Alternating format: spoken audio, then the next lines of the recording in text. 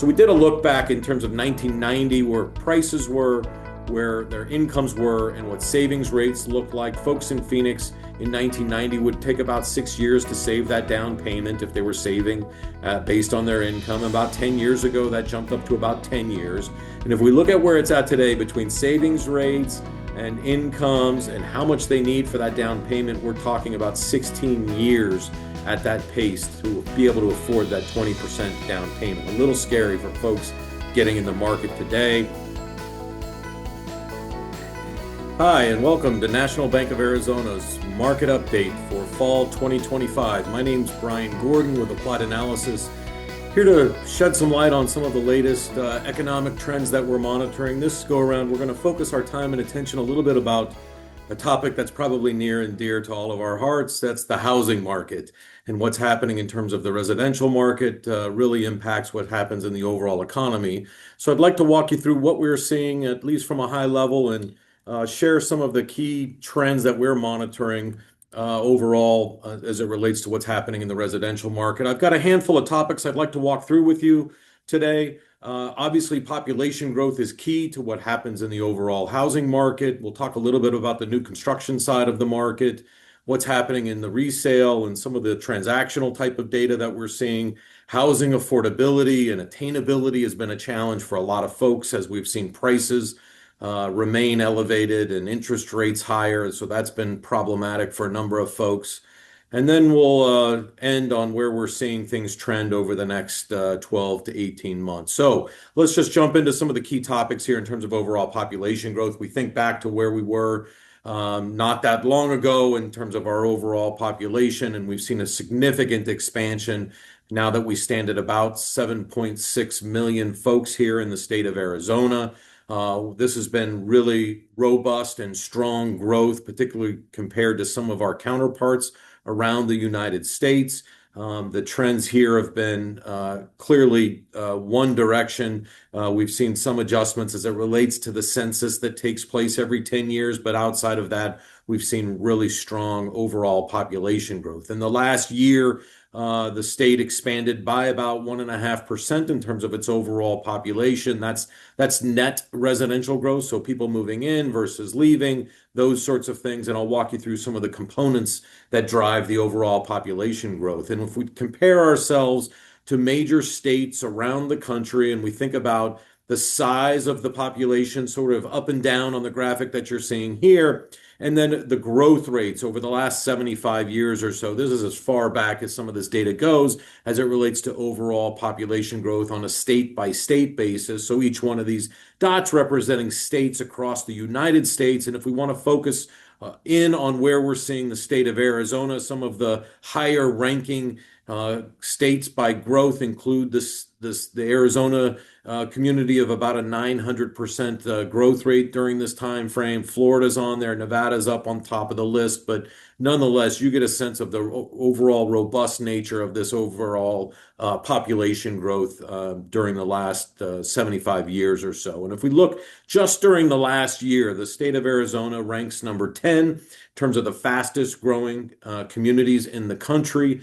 That growth rate is about 1.5 times what we're seeing at the national average, but you can see where some of the other major markets that are experiencing some of that positive growth. We also include Washington, D.C.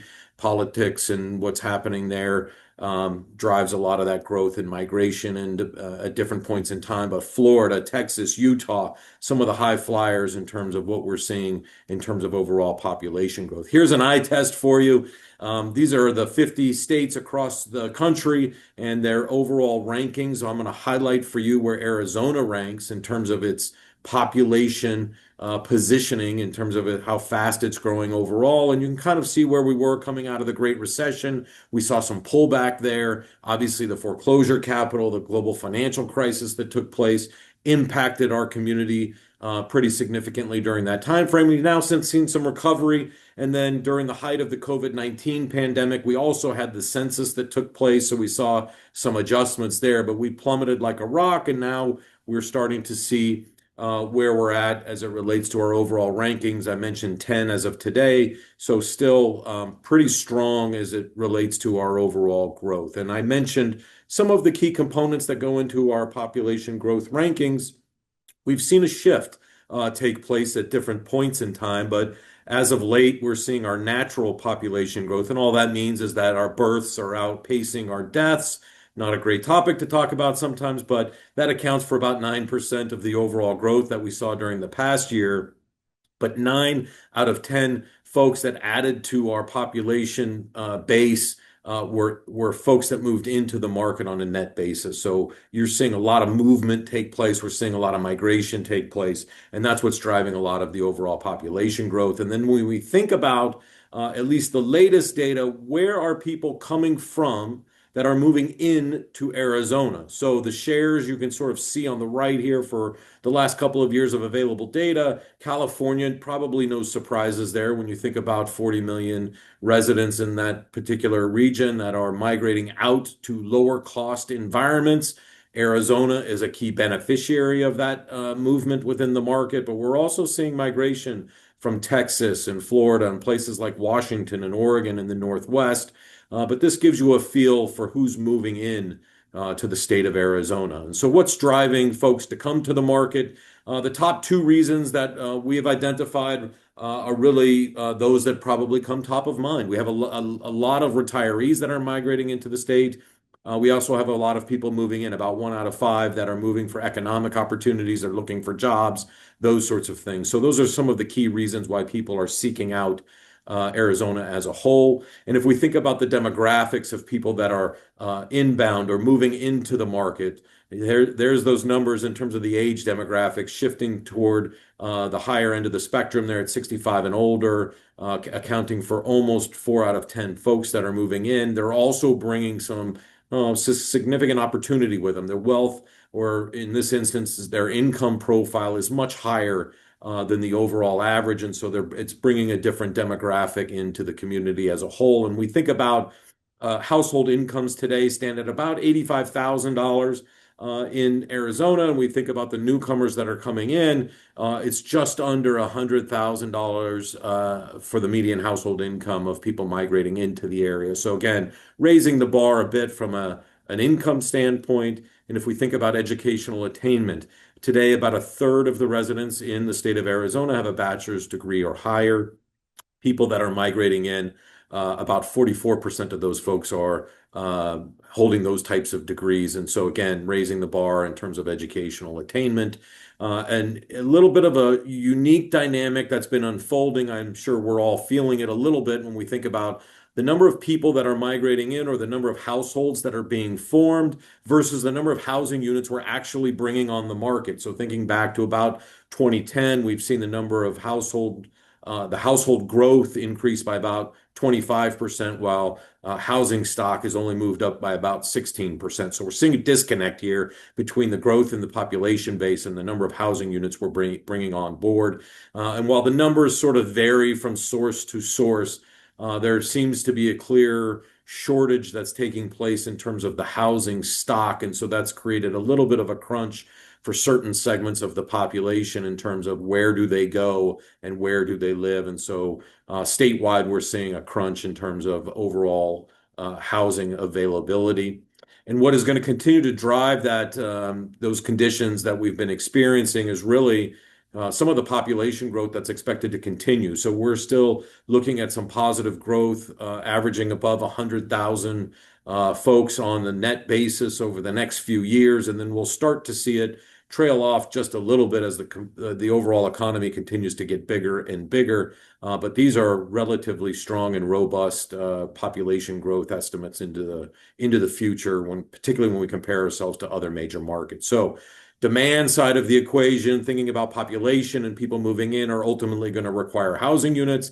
Let's talk a little bit about what's happening on the supply side of the equation, construction activity. What are we seeing in terms of residential development, and what are some of the challenges that really builders are facing as it relates to the home construction industry? If we think about what they were dealing with during 2024, some of the top issues that they've cited. Obviously, high interest rates are problematic, not only from a mortgage perspective for potential buyers, but we're also seeing the carrying costs for their development activity experiencing higher rates there as well. So a little bit of a double whammy for builders in the past during 2024. Rising inflation, chewing up consumer spending opportunities.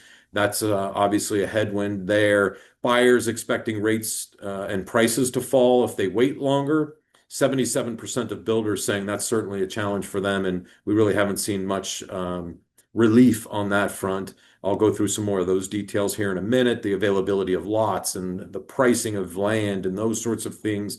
Labor has also been a concern from 61% of builders. And when we asked them about what the expectations were in 2025, a little bit earlier this year, a lot of the same challenges. So no surprises here. Now they have tempered just a little bit. Interest rates have pulled back a little bit, so it's chipped away at their concerns from a builder standpoint. Buyers' expectations, all of these things are still concerns for them, but not quite at the level that they were, but still over 2/3 of builders are citing these are major areas of concern on their end. And then we look at nationally the distributions of homes that are being sold. About 84% of them are in the existing market or resale market, if you want to say it that way. And about 16% of homes are in the new construction side of the market. So it gives you a feel for what consumers are looking for, home buyers are looking for, and where the housing stock is located. And if we pick out Phoenix, for example, and we look at single family versus some attached product being townhouses and condos, the new home market is predominantly located within the single family segment of the market. About 78% of homes being sold are in that resale market. So leaving just over 20% or 1 out of 5 transactions in the new home segment of the market. So not too bad in terms of the pending sales that are out there. But costs have really been problematic or a challenge, if you will, thinking about where the costs have trended for different types of product. Single family homes, between your high end and your low end, you can see prices have gone up pretty dramatically since pre-pandemic. And again, that's certainly created some attainability challenges for people to get into product. And if we look at the overall listing prices on a per square foot basis across the Phoenix MSA, Metropolitan Statistical Area, we're still hovering around $275 per square foot for all the product that's out in the marketplace today. So you can see where that's trended sort of pre-pandemic, post-pandemic, although we're experiencing some stability now, not quite the ramp up that we did before, but we really have not seen a lot of relief on the pricing side of the equation. At the same time, we're seeing smaller homes really being demanded overall when we think about the footprint of this properties at up just under 2,000 square feet here through the first 9 or 10 months of this year. It's been down a little bit from where we were. So again, this is a way for people to get that price point down. Smaller footprint, smaller homes allows them to get into more product. And so builders, how they feel about the market, these are just the months going down, years going across. Red is bad, green is good. You can see for the last 3.5 years, builders have been a little bit more pessimistic about where the market's at and really trending in that what I'll call, I don't know, post-Great Recession period when we hit those highs in 06 and 07 and then the pullback after that. So starting to obviously feel like it's a little bit painful for builders and really the confidence levels around 37 points as of the latest report through August there, or through October rather. And so when you think about builder sentiment here in the blue and you compare it against where mortgage interest rates are, no surprises, right? We've seen mortgage prices sort of ramp up when we saw interest rates ramping up, when we had that skyrocketing inflation in the fall of 2022, the Fed stepped in, starts boosting rates. Well, that did ultimately translate into some higher mortgage interest rates. And you can see here as that became a little bit more challenging, not only interest rates, but prices. And so again, a double whammy on the home buyers that were looking for property. So builder sentiment is pulled back as demand has slowed. And then talking about that slowing demand, these are the single family starts as well, have pulled back a little bit as well across the United States. And if we take a look at some of the key breakouts, if you will, of housing starts nationally, we see that at about 1 million units over the last 12 months, what that looks like on the far left. And then on the middle and right, you're seeing some of that attached product, more multifamily product, in fact, has been up a little bit, particularly these smaller 2 to 4 unit buildings, thinking about some of that attached townhouse and condo product nationally. And then those 5+ units on the very far right, last couple of months, we've actually seen an uptick in some of that attached product, while single family units are pulling back a little bit. So something to keep an eye on there. Permitting values in 2025, specifically in Arizona, have been lagging where we were just a year ago. So the blue giving you a feel month by month on a cumulative basis where we've been at from a permitting permitting perspective. That's tough to say. Comparing it to where we're at today in 2025 on a cumulative basis, so you can kind of get a sense where we stack up. We're not meeting back to where those prior year values were from a permitting volume standpoint, and you can see we're off about 7,300 units in the Arizona market and tracking at about 82% of where we were 1 year ago. Permit volumes here, 51,000 on a trailing 12-month basis. So again, bringing a lot of units to market, but we're just down from where we were. So, it feels like it's a massive slowdown, and to some extent it is some pullback here. But if you look at that time frame where we were during that 2009 to 2020 time frame, we're still well above where we were. So we were thinking about it this way. We were underbuilding during that time frame. We probably started to get more back to where we should have been, and now we're seeing a little bit of a correction. And let's not forget 04, 05, and 06 when we were overbuilding at that time frame. So we're really in a much more stable environment, but at the same time, we're seeing a little bit of a weakness in the demand side. So builders are pulling back. So we've been down essentially in Arizona for the last 8 months. And so that we've seen that pullback there in terms of overall permitting volumes, but not the great pullback that we've seen in some of the other cycles in the housing market.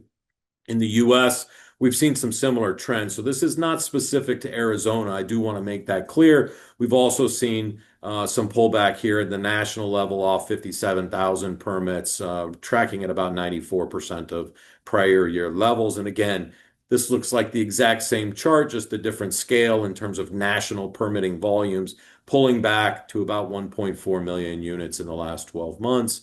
And then you can see the growth rates here, and we've actually seen pullback for 33 consecutive months at the national level from a permitting standpoint. So again, not a lot of surprises. We are seeing similar things both nationally as well as locally.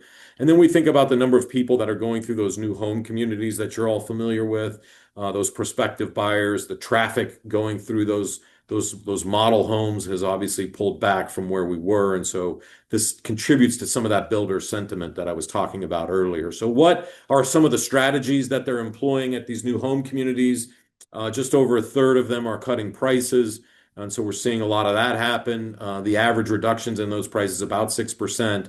But here's really where the kicker is. About 2/3 of builders are offering some sort of sales incentive. So a lot of them are offering discounts on the mortgage pricing. They're doing mortgage rate buy downs, those sorts of things, which is really an opportunity for buyers to get into some of those homes where resale sellers aren't able to offer those types of cuts or incentives to potential buyers. They just don't have that flexibility. So builders are able to offer a bit more to get those payments down. So keep an eye out on that. If you happen to be in the new home market, that's certainly an area of opportunity when you think about what's happening in the housing market. Incentives now are at a 5-year high. I just told you a little bit about that and why that is. And if we take a look at the shares over time, here's what's important. You can see that we've continued to see those incentives escalating. So incentives and price cuts, these are areas where builders are finding ways to incentivize those buyers to actually pull the trigger on some of these homes. And again, the flexibility on those mortgage rates has really been a key attribute that builders have used. That's one of the levers they've been able to pull as they think about how to deal with spurring additional demand. So is it a seller's market? Is it a buyer's market? Look, I think we're probably a little bit more of a buyer's market than we've been historically. And if we take a look across the country, the number of sellers versus the number of buyers is a little bit of a disconnect, a difference of about 500,000 there. And if you look back just 3 years ago, 4 years ago, it was quite the opposite. So we were coming out of the pandemic. You remember there was very little to no inventory. And now we've started to see that shift a little bit where there's more sellers in the market as opposed to buyers. And then nationwide, you can get a sense that there's about 37% more sellers than buyers. And if we zero in on what's happening in the Phoenix MSA, you've got about 1.6 sellers relative to the number of buyers. So again, we're still doing better than our counterparts when we think about Texas and what's happening in Florida, primarily because we haven't overbuilt in our market. So that's a key factor why we stand where we're at. And we think about the top buyers markets across the country. Again, this is from Redfin, gives you a sense of where they're seeing things. Again, South, West is where we're seeing a little bit more heavier slant towards the buyers market. Some of those more high density Northeast communities, a little bit of a seller's market still. But Florida and Texas, you're reading a lot of headlines about that. We're not quite in their position, although we're slanting to that direction just a little bit. I'm going to walk you through a series of kind of key metrics here. Single family homes on the left, condo townhouses on the right, trend lines on pricing on the top. These are for new homes. So your single family versus some of your condo and attached product. We just did a 6-month look back to give you some of the recency in terms of where prices have trended. Doesn't really reflect all the seasonality there, but nonetheless, you can see where we're seeing some of that demand and uptick in prices on the bottom half of the slide here. Again, giving you a feel that demand has remained relatively stable overall in terms of the demand side of the equation, buyers getting into the market. Here's your existing or resale homes, pretty flatlined on the single family side. We've seen some adjustments in the condo townhouse pricing. Again, a few $1,000s here and there is not going to make or break anybody. All this tells us is that prices have generally held their ground, and we think about pending sales. Pretty good consistency on the new home side of the equation, not a huge fall off. In fact, we've actually seen a little bit of an uptick in the last few months. Then also thinking about similar metrics on the resale side, pretty flat, pretty consistent. So not too much to worry about here from a sales perspective. And then overall availability, the supply side of the equation on the new home side, you've got a few thousand units here. The condo townhouse inventories picked up a bit, but we're only talking about a few hundred new home units sitting on the market. The resale side's a little bit different. Overall, we're talking about approaching 20,000 units when we think about single family and condo and townhouses. Those attached homes have really started to bounce back. They're historically been a little bit of a lower cost alternative, barring some of the high rise product on the condo townhouse side, but we're starting to see inventory inch up there. And if we look at it on an effective months of an inventory basis, we look at sales versus the number of units listed. Single family, we're about 4.5 months overall on the new versus existing side, and on the condos and townhouses, about 5 to 5.5 months. Again, a balanced market's probably still under 6 months of effective inventory, so we're not doing too shabby there. We'll take it. But we do know that some of the higher priced products sitting on the market a little bit longer. Again, that's just simply because of the current situation and the housing affordability challenges that some home buyers are facing. And so that's what's happening in terms of the key metrics, supply, demand, sales, all of that good stuff. And then if we want to take a look a little bit about that housing affordability that I've mentioned probably a few times already, home ownership rates are key to a lot of what we experience on a market by market basis. Arizona ranks 11th across the country in terms of its overall home ownership rates. And so that's pretty good when we think about the United States average as a whole, standing at about 65%. But you see some of those major markets and where they tend to be located from a home ownership rate standpoint. Arizona kind of stands on its own in the West in terms of the relative nature of how many people are owning rather than renting. And so when we look at the 30 largest metro areas across the United States, I already mentioned where the U.S. average stands, but we're number one in terms of our overall home ownership rate in the Phoenix market, just under 72% overall. So again, really an owner's market from that standpoint. And we know that about 82% of folks say that owning their home is a part of the American dream. And so thinking about that, who are the home buyers? What is the profile of the buyers that exist? Got a few metrics here. We're starting to see those median ages increase pretty significantly, particularly our first-time home buyers in the upper right here at 38 years of age. That was always much lower. And so we're all wondering when our kids are going to move out and buy their own homes. Let's hope they're not waiting until they're 38. Education of those buyers, about 67% have a bachelor's degree. Investors account for about 19%. And those first-time home buyers is about 24% of all the buyers that are out there. And here's what you're seeing. This is the lowest rate we've seen in 20 years, and that unfortunately that's as far back as the data goes. So you get the idea here. First-time home buyers are a very small share of the market compared to where we've been, but still 1 out of 4 buyers is a first-timer. So something to keep an eye on there. This is where that housing affordability is really playing into the equation there. Starter home sales up 4% as demand for higher priced homes pulls back. And so you can see some of the starter home listing counts here starting to pick up year over year, just as well as demand. But the supply side is certainly outpacing. It's just tough for people to get into some of these homes. And where have buyers compromised? Where are they making concessions to get into that house? So first-time buyers in blue, they are giving up on price of the home and size of the home. Those are the two biggest concessions, you will, that they will make, if you will, to get into a product. Repeat buyers, similar types of things, but they're at a much lower level. They've probably got more equity. They've been through this before. Those folks getting into the market today, a little bit of a tougher climb for them to get in. And so they've got to give more on the things that are more financially oriented as opposed to qualitative factors for them. So folks are facing these higher interest rates. We hear about this day in and day out. No surprises here where we're at on a 30-year versus 15-year. These are changing on a daily basis, but you get the idea. Still over 6% or hovering around 6% today in terms of the 30-year fixed mortgage interest rates.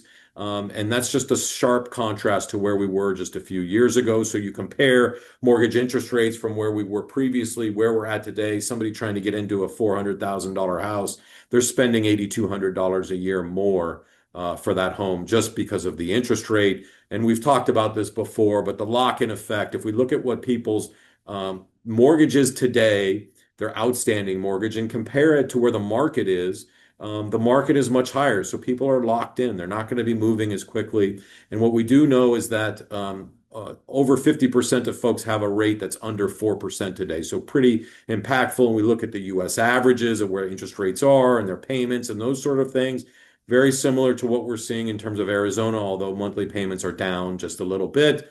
And the loan to values are tracking in Arizona right on par with what's happening nationally. This includes folks that don't have a mortgage, obviously. So we're seeing relatively low LTVs here.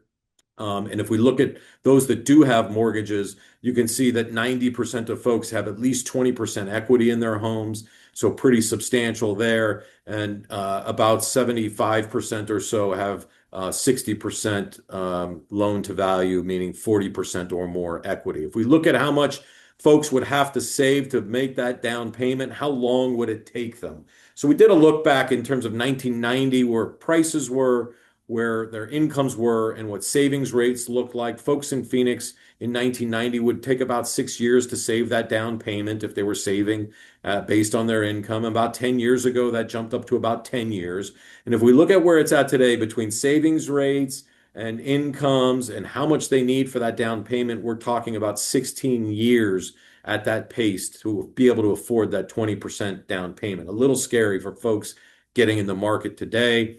And what do we know? 74% of folks are really priced out of the market. When we think about where new home prices are relative to overall incomes, people are spending more of their income on their housing costs. Not a great situation. And really, if we looked at the median home price today, folks in the Phoenix area would require about $45,000 more income to be able to afford today's prices. That means they need an overall household income of about $122,000. To have that type of income, one earner anyway, if they're working 40 hours per week, would need to be earning about $59 per hour. Pretty significant. If we look at the flip side of what that looks like, the minimum wage is about $15 an hour in the Phoenix area. And so you'd have to work about 160 hours per week. Just to be clear, there are almost not that many hours in a given week. If you were to work 24 hours a day, that would leave you about 8 hours of sleep for the week. Again, sort of being silly here, but the ability for younger folks at lower income demographics to be able to get in the game is really challenging. And if you look at some of the other markets, it can be even more difficult for them to be able to get into the market, particularly those areas in California and some of the areas in the Northwest. So all of this means is that there's a big gap between what incomes look like and what today's home prices look like. Importantly, there is no state in the country that has at least 50% of their households that can afford the median home price today. Arizona stacks up at about 76% and relatively in a position of strength relative to some of those other markets. And if you look at some of these rent-burdened households, folks in Arizona are feeling the pain relative to the national average. Vacancy rates on the rental side have started to come up, and rents have kind of stabilized, I guess is the best way to say it, but still elevated from where we have been. Cost of living in the Phoenix metro area is about 105% of the national average, and we rank middle of the pack of some of these Western markets in the United States. And one of the key elements is this housing, where housing in Phoenix is about 110% of the national average and a little bit lower than some of these other markets that we've compared ourselves to. So what do we have? A lot of folks moving into some of these multi-generational homes where they can have their kids in it. Maybe they have their in-laws, that sort of thing, where they can kind of double up a little bit and put their resources together.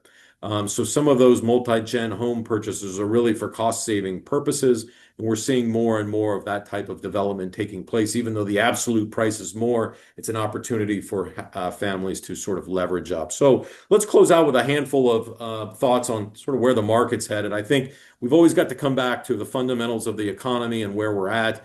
The likelihood of a recession over the next 12 months, the Wall Street Journal periodic survey, two periods in a row, 2 quarters in a row, if you will, are standing at about 1/3 of them suggesting a recession is on the horizon. I think we're starting to see these stabilize a little bit. So I think the expectation is that we'll be able to potentially maneuver out of a recession going forward in the next 12 months. We'll see where that ultimately shakes out.